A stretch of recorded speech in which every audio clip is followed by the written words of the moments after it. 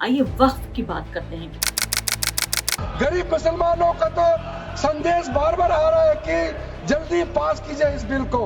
वक्फ के जरिए संशोधन लाकर गरीब मुसलमानों को उनका हक देना चाहिए। कल कलेक्टर या डिस्ट्रिक्ट ऑफिसर बोलेगा कि भाई साहब ये गवर्नमेंट प्रॉपर्टी है, स्टिकर लगा दिया जाएगा, मस्जिद बंद गवर्नमेंट प्रॉपर्टी हो गई। मोदी सरकार एक सरकार से ज्यादा एक तरह का सर्कस। एक साल से ज्यादा विरोध प्रदर्शन किया, जब वो बैठ गए वहां पर तब जाके कहीं मोदी सरकार को इसको वापस लेना पड़ा। दो ऐसी पोजीशंस बनाई गई हैं जिसमें आप दो हिंदू लोग आ सकते हैं, गैर मुस्लिम आ सकते हैं। भारत के जो 20 करोड़ लोग हैं उनके ऊपर मोदी सरकार का एक और हमला। भाजपा वक्फ बिल लाकर अपने उन समर्थकों का तुष्टीकरण करना चाहती है जो भाजपा की आर्थिक नीति, महंगाई, बेरोजगारी, बेकारी और चौपट अर्थव्यवस्था से उसे छटक गए। क्योंकि अध्यक्ष महोदय, जब से वोट में गिरावट आई है और खासकर उत्तर प्रदेश में भी, तब से भारतीय जनता पार्टी की कोशिश है कि अपना वोट कैसे संभाला जाए। नमस्कार, द वायर में आपका स्वागत है। मैं हूं आरफा खानम शेरवानी। देश से महंगाई, बेरोजगारी, महिला सुरक्षा, स्वास्थ्य, शिक्षा, इस सब को लेकर तमाम मुद्दे खत्म हो चुके हैं। भारत विश्व गुरु बन चुका है। आइए वक्फ की बात करते हैं कि वक्फ में भ्रष्टाचार किस तरह से फैला हुआ है और कैसे भारत की सरकार इसको समाप्त करके जो गरीब मुसलमान हैं उन्हें अमीर बनाना चाहती है। आपको लग रहा होगा कि कितना अच्छा चुटकुला है।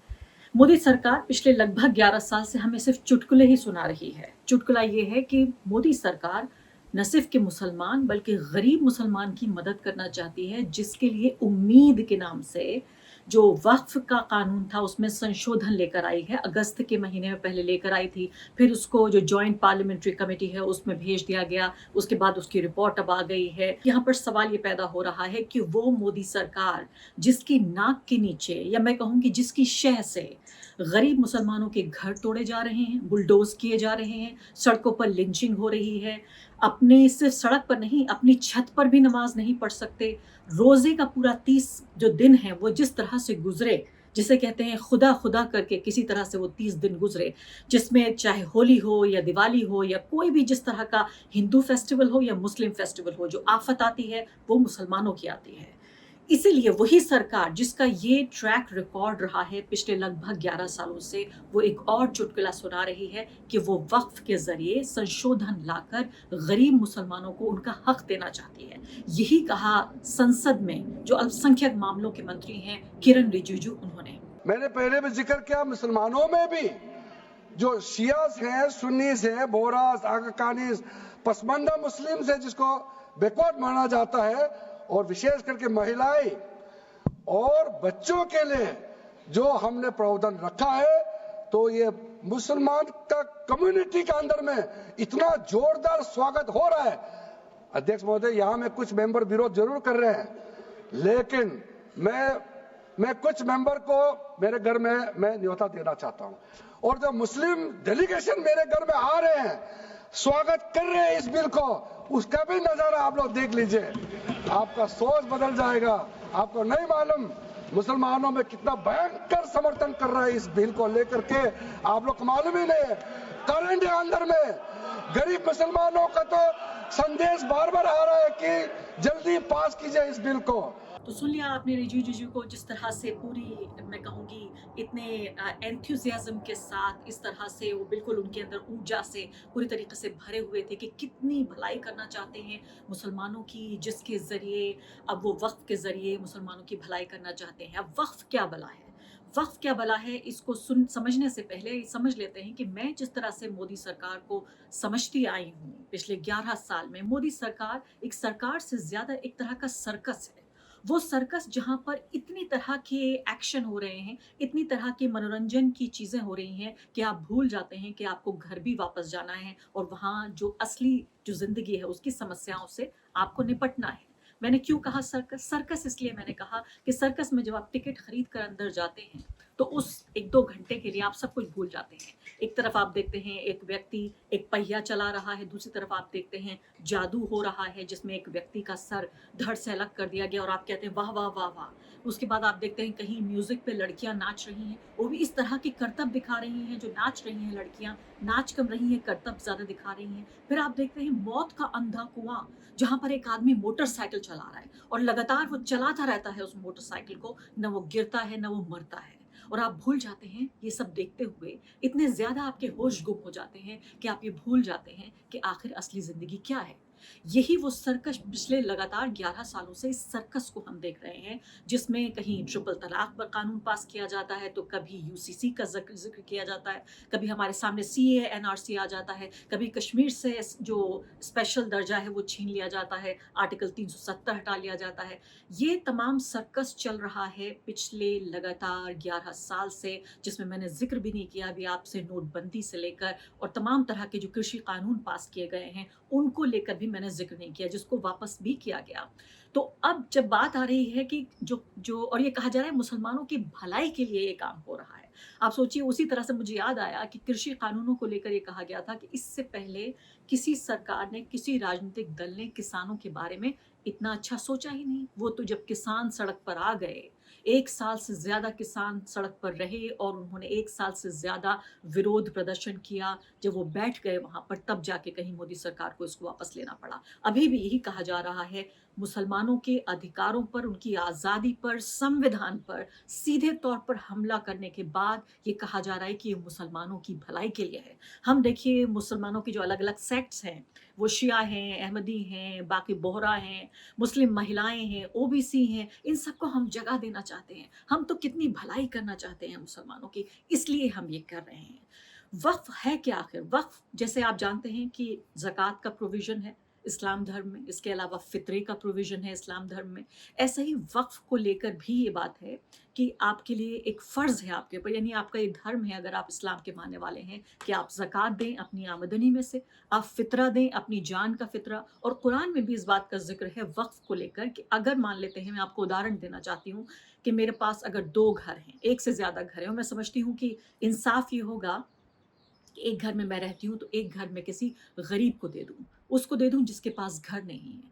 इसी तरह से जो अमीर तरीन लोग हैं, जो मुस्लिम समुदाय से जिनका ताल्लुक़ है, इस्लाम धर्म के मानने वाले, वो पिछले कई सदियों से यही करते आए हैं कि अपनी संपत्ति का एक हिस्सा, या कुछ तो लोग ऐसे हैं कि अपनी पूरी की पूरी संपत्ति अपने बेटे-बेटी यानी अपनी औलाद को ना देकर गरीब लोगों के नाम कर जाते हैं और उस प्रॉपर्टी को कोई नहीं बेच सकता। उस प्रॉपर्टी को उनके जो बेटे यानी उनकी जो औलाद है या उनकी औलाद है वो नहीं बेच सकते। वक़्फ़ करने का मतलब ये है कि ये इस्तेमाल में आएगी गरीब लोगों के। एक तरह की चैरिटी के तौर पर इसको देखा जाता रहा है। अब मोदी सरकार ये कह रही है इस कानून के ज़रिए कि इसमें इसका प्रबंधन बेहतर करना चाहती है ताकि गरीब मुसलमानों को इंसाफ़ मिल सके। अब ये नियत तो आप देखिए, जो कहने की कोशिश हो रही है और जो नियत है, उसमें ज़मीन और आसमान का फ़र्क है। और इसीलिए मैं आपसे बताना चाहती हूँ कि जिस तरह की तमाम तरह की जो गलत खबरें और फेक न्यूज़ फैलाई जा रही है, जो वक्फ की ज़मीनें हैं, वो सरकारी ज़मीनों पर, वक्फ जो है वो सरकारी ज़मीनों पर कब्ज़ा कर रहा है, इसके ठीक उलट है कि जो सरकार है, कई मतलब 2, 4, 6 नहीं दर्जनों बार ऐसा पाया गया, बड़ी-बड़ी जो वक्फ की ज़मीनें हैं जहाँ सरकार ने कब्ज़ा किया हुआ है, कोर्ट में मुकदमे चल रहे हैं। दूसरी झूठी खबर ये फैलाई जा रही है कि जो उसको नियमित करने का कोई तरीका नहीं है, यानी वक्फ अपने आप में एक कोई हुकूमत है, कोई सरकार है जो कि भारत की सरकार के मातहत नहीं आती, कोर्ट के मातहत नहीं आती। ये एक फैलाने की कोशिश हो रही है। तीसरी खबर फैलाने की जो कोशिश हो रही है, जब ये इस मामले में भी जब हार जाते हैं, ये तमाम जो दक्षिणपंथी भाजपा और आरएसएस के तमाम जो लोग हैं, तो ये कहते हैं कि भई कहाँ से लेकर आए थे मुसलमान ये ज़मीन? ये तो हमारी ही है। ये आपकी ज़मीन कहाँ से आ गई? ये वक़्फ़ की ज़मीन है, तब भी हमारी ज़मीन है।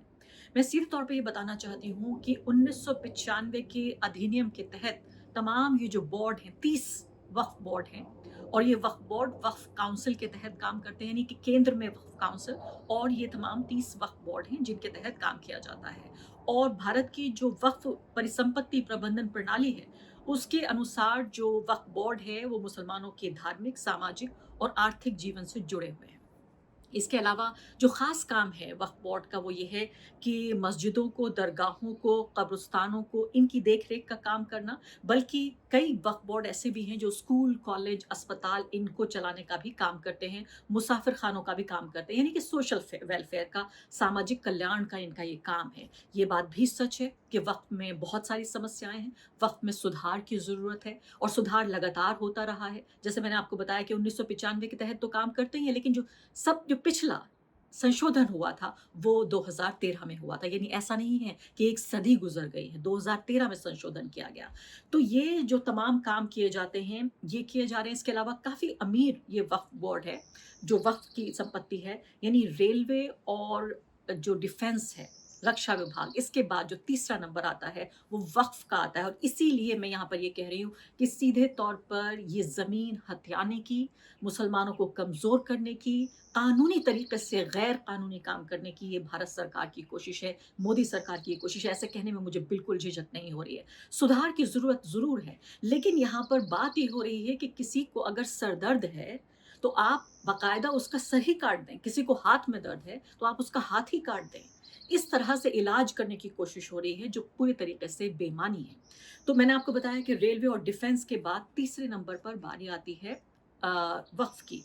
रेलवे के पास 33 लाख एकड़ की प्रॉपर्टी है, सेना के पास 17 लाख एकड़ की प्रॉपर्टी है और उसके बाद वक्फ के पास 9.4 लाख एकड़ की प्रॉपर्टी है। और ये जो वक्फ का पूरा बोर्ड है ये करीब 9 लाख जो प्रॉपर्टियां हैं उनको नियंत्रित करता है और इसकी अनुमानित जो वर्थ है, जो मूल्य है, वो है 1.2 लाख, 1,20,000 करोड़, 1.2 लाख करोड़ का माना जाता है। हालांकि ये कोई, मैं ये नहीं कह सकती इसको कि ये फुल प्रूफ है कि पूरे तरीके से माना जाएगा, अनुमानित है ये। तो सीधे तौर पर जिस तरह से विपक्ष इसको देख रहा है, कानून के जानकार इसको देख रहे हैं कि ये मुसलमानों पर, भारत के जो 20 करोड़ लोग हैं उनके ऊपर मोदी सरकार का एक और हमला है, एक और ध्रुवीकरण की कोशिश है कि जब हम आर्थिक स्तर पर अगर देखें, तमाम तरह की बेरोजगारी रिकॉर्ड स्तर पर है, जो अर्थव्यवस्था है वो बिल्कुल मैं कहूँगी जा रही है, नीचे जा रही है, तमाम तरह की जो समस्याएं सामने आ रही हैं, ऐसे में सिर्फ ध्यान भटकाकर इस तरफ देखा जाए कि देखिए वो कंस्टिट्यूएंसी, खासकर वो लोग जो वोट देते हैं लगातार मोदी सरकार को, उनको बेवकूफ़ बनाने की, उनको ये सर्कस दिखाने की, उनको ये चुटकुला सुनाने की एक और कोशिश है कि देखिए हम इधर अनुशासित कर रहे हैं मुसलमानों को, हम उनको डिसिप्लिन कर रहे हैं, या मैं सीधे तौर पे कहूँ तो हम उनको सज़ा दे रहे हैं। और इसीलिए आप गोद में पॉपकॉर्न लेके बैठिए और इस चीज़ का मज़ा उठाइए कि देखिए हम किस तरह से करने की कोशिश कर रहे हैं। ये कोई ऐसा प्रिविलेज है, ये कोई ऐसा फ़ायदा है जो मुसलमानों को मिल रहा था, अब उनसे हम ये छीनने की कोशिश कर रहे हैं। इसमें जो कई प्रोविजंस हैं, प्रावधान हैं इस कानून के, उनको अगर देखा जाए तो सीधे तौर पर जो कानून के जानकार हैं वो जिस तरफ इशारा कर रहे हैं वो ये है कि जो सर्वे कमिश्नर हुआ करता था उससे ये जो राइट है, जो लेकर पावर दे दी गई है कलेक्टर को। यहाँ पर जो व्यक्ति सीधे तौर पर इसी काम के लिए बना था कि कैसे इसमें नियमितता लाई जाए, कैसे इसको रेगुलेट किया जाए, जिसका काम ही यही था, अब ये कलेक्टर को सौंप दिया गया। यानी असदुद्दीन ओवैसी को मैं सुन रही थी, वो ये कह रहे थे कि यानी सरकार अगर काबिज है और सरकार का अधिकारी ही उसको देख रहा है तो आखिर जाएं तो किसके पास जाएं। मैं भी सुनवाती हूँ उन्होंने आपको क्या कहा, लेकिन उससे पहले जो जिस तरह की समस्याएं हैं, जैसे मैंने बताया कि डीएम सरकार का अफसर है और सरकार ने ही बहुत सारी ज़मीनों पर कब्जा किया हुआ है, तो सीधे तौर पर किसके पास यहाँ पर जाना होगा। अब दूसरी महत्वपूर्ण बात, दूसरी जो आपत्ति है वो ये है कि इस बोर्ड में न सिर्फ कि मुसलमान बल्कि बोर्ड और काउंसिल दोनों में दो ऐसी पोजीशंस बनाई गई हैं जिसमें आप दो हिंदू लोग आ सकते हैं, गैर मुस्लिम आ सकते हैं, उसमें कोई भी हो सकता है गैर मुस्लिम में। यानी जब किसी भी मंदिर के बोर्ड में न सिर्फ कि गैर मुस्लिम यानी मुस्लिम नहीं बल्कि गैर हिंदू नहीं हो सकता, बौद्ध और जैन भी नहीं हो सकते, तो आखिर एक ऐसा बोर्ड जो इस्लामिक है, जो धर्म के आधार पे बना हुआ है, जिसका संबंध धार्मिक मामलों से है, उसमें कोई गैर मुस्लिम आखिर आके क्या करेगा, उसको क्या समझ में आएगा, उसका काम क्या होगा। सीधे तौर पर कंट्रोल करने की एक और कोशिश के तौर पर इसको देखा जा रहा है, तो गैर मुस्लिमों को रखकर। और मैंने आपको बताया कि किस तरीके से ये जो खासकर प्रोविजंस हैं, यानी सीधे तौर पर जो बोर्ड हैं उनकी ताकत को कम करना, बोर्ड में बाहर से लोगों को लेकर आना, मुस्लिम समुदाय के भीतर ही और ज्यादा विभाजन की कोशिश करना। और आइए असदुद्दीन ओवैसी को सुन लेते हैं, जो ये कह रहे हैं कि सीधे तौर पर मुस्लिम जो संपत्तियां हैं उन पर सरकारी कब्जे को लाने की ये पूरे तरीके से एक साजिश है। सीधे तौर पर उन्होंने संसद में इस बात को कहा। जब आप मान रहे थे कि एंक्रोचमेंट हो रहा है तो आपने बिल को विड्रॉ कर लिया। अच्छा सर, अब वक्फ बाय यूजर को आपने निकाल दिया। माने कंडीशन क्या लगाए कि अगर उसमें डिस्प्यूट होगा और गवर्नमेंट प्रॉपर्टी होगी। सर, डिस्प्यूट तो है। मिसाल के तौर पर मोहिबुल्लाह साहब जिस मस्जिद के इमाम है, पार्लियामेंट के सामने मस्जिद है सर, 123 प्रॉपर्टीज में मस्जिद है, डिस्प्यूट चल रहा है। कल कलेक्टर या डिस्ट्रिक्ट ऑफिसर बोलेगा कि भाई साहब ये गवर्नमेंट प्रॉपर्टी है, स्टिकर लगा दिया जाएगा, मस्जिद बंद, गवर्नमेंट प्रॉपर्टी हो गई, होगी ना सर। अब ये बताइए, आप जब से यहां पर पूरे बीजेपी रूलिंग पार्टी हमको ज्ञान दे रहे हैं कुछ नहीं होगा, कुछ नहीं होगा, मैं दलील के साथ बता रहा हूं आपको। ये मस्जिद दिल्ली गवर्नमेंट बोलती हमारी है, वक्फ दिल्ली वक्फ बोलता हमारी है। तो सर, वक्फ बाय यूजर, अगर मैं अपनी गवर्नमेंट के खिलाफ वक्फ बोर्ड वक्फ बाय यूजर इस्तेमाल नहीं करेगा तो क्या है सर। अच्छा, ये अमेंडमेंट जब हो जाएगा तो मुझे कहने दीजिए सर, सिर्फ प्राचीन मंदिरों की हिफाजत होगी, मस्जिदों की नहीं होगी। अब सर आप आ जाइए, अगर डिस्प्यूट मेरा एंशिएंट मॉन्यूमेंट से वक्फ का, एक मिसाल दे रहा हूं, दिल्ली में 172 वक्फ प्रॉपर्टीज एएसआई कंट्रोल में है, मैं तो हार ही गया वो, क्योंकि मेरे पास डॉक्यूमेंट नहीं है। आप कह रहे हैं कि डॉक्यूमेंट चढ़ाओ। अगर मेरा गवर्नमेंट से डिस्प्यूट चल रहा है, मैं तो क्लेम ही नहीं कर सकता, क्योंकि आप जज बनेंगे, आप ही फैसला करेंगे, और जब तक आप फैसला नहीं करते वो वक्फ की प्रॉपर्टी नहीं होगी। वो प्रोविजन डाल दिया आपने। अच्छा, अगर मेरा डिस्प्यूट एंक्रोचर से होगा सर, तो एंक्रोचर में तो आपने तो 107 को डिलीट कर दिया। आप रातों रात खाबिज को, एंक्रोचर को मालिक बना रहे हैं। सर, मैं ये पूछना चाहता हूं आपके जरिए हुकूमत से, एक मुंबई में एक बहुत बड़े दौलतमंद है, खोजा बरादरी का यतीम खाना था, उन्होंने 2004 या 5 में 22 करोड़ में खरीद लिया। वो केस सुप्रीम कोर्ट में, क्या आप उनको मालिक बनाना चाहती हैं लिमिटेशन एक्ट अप्लाई करके? हमको बताइए, हम जानना चाह रहे हैं। और सच्चर कमेटी ने सर 2007 में कहा कि दिल्ली के 123 प्रॉपर्टीज की मार्केट वैल्यू 6000 करोड़ की है। आज हम 2025 में आ गए, क्यों आप उन प्रॉपर्टीज के खिलाफ पड़े हुए? 1976 में उस वक्त के वजीर आजम इंदिरा गांधी लेटर लिखा, इसको आप दे दीजिए, मगर आप उसको मानने को तैयार नहीं है। भाजपा वक्फ बिल लाकर अपने उन समर्थकों का तुष्टीकरण करना चाहती है जो भाजपा की आर्थिक नीति, महंगाई, बेरोजगारी, बेकारी और चौपट अर्थव्यवस्था से उसे छटक गए हैं। क्योंकि अध्यक्ष महोदय, जब से वोट में गिरावट आई है और खासकर उत्तर प्रदेश में भी, तब से भारतीय जनता पार्टी की कोशिश है कि अपना वोट कैसे संभाला जाए। ये वोट को संभालने के लिए बिल लाया गया है। भाजपा का लक्ष्य वक्फ की जमीनों पर है। इन जमीनों का नियंत्रण अपने हाथ में लेकर इन जमीनों को पिछले दरवाजे से अपने लोगों के हाथों में दे देना चाहती है। भाजपा चाहती है कि वक्फ बिल लाने से मुस्लिम समुदाय को लगे कि उन पर हक को मारा जा रहा है, वो उद्वेलित हों और भाजपा को ध्रुवीकरण की राजनीति करने का मौका मिल सके। क्योंकि अध्यक्ष महोदय, भाजपा का लक्ष्य यह है कि ध्रुवीकरण हो, क्योंकि वो जानते हैं कि ध्रुवीकरण जितना होगा उससे वो लाभ उठाने में आगे रहेंगे। तो ये वक्फ बिल जो लाया जा रहा है वो अपनी वोट बैंक को संभालने के लिए और समाज को बांट करके, ध्रुवीकरण करके राजनीतिक लाभ लेने के लिए लाया जा रहा है। अखिलेश यादव, उन्होंने मोर्चा संभालते हुए सीधे तौर पे ये कहा कि ये वोटों का तुष्टीकरण करने की कोशिश कर रही है भाजपा सरकार। उन्होंने मुसलमानों पे हमला भी बताया, उनकी ताकत को कम करने की कोशिश भी बताया, और साथ ही ये भी कहा कि ध्रुवीकरण की पूरे तरीके से एक कोशिश है। विपक्ष ने ये भी कहा, महत्वपूर्ण बात सुनिए, आपके जेपीसी का जो पूरा ढोंग किया गया कि ये ज्वाइंट पार्लियामेंट्री कमेटी बनाई है, सीधे तौर पर विपक्ष ने कहा है कि कोई भी सुझाव जो विपक्ष ने दिया था उसको नहीं माना गया।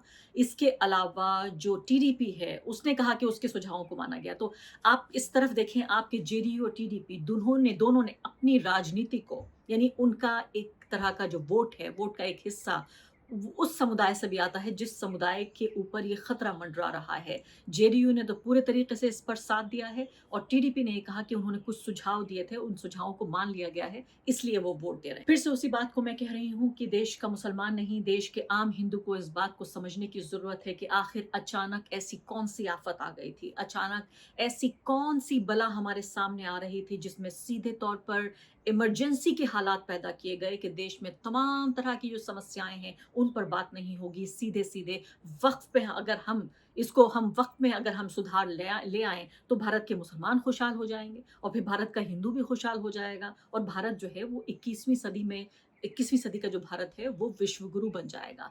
सीधे तौर पर आपका ध्यान भटकाने की पूरी राजनीति का ध्रुवीकरण करने की, भाजपा की राजनीति के सांप्रदायिक चेहरे के तौर पर ही इसको देखा जाना चाहिए कि आपको बहकाने की कोशिश हो रही है और आपके नाम पर इस राजनीति को करने की कोशिश हो रही है। बाकी गरीब मुसलमान 75 साल से वो गरीब है।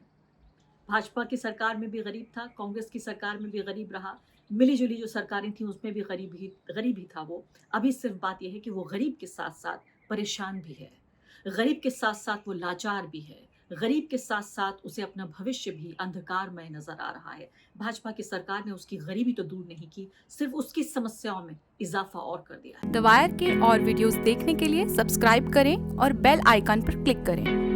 स्वतंत्र पत्रकारिता की आर्थिक मदद करने के लिए डिस्क्रिप्शन में दिए गए लिंक पर जाएं और अपनी राशि चुनें।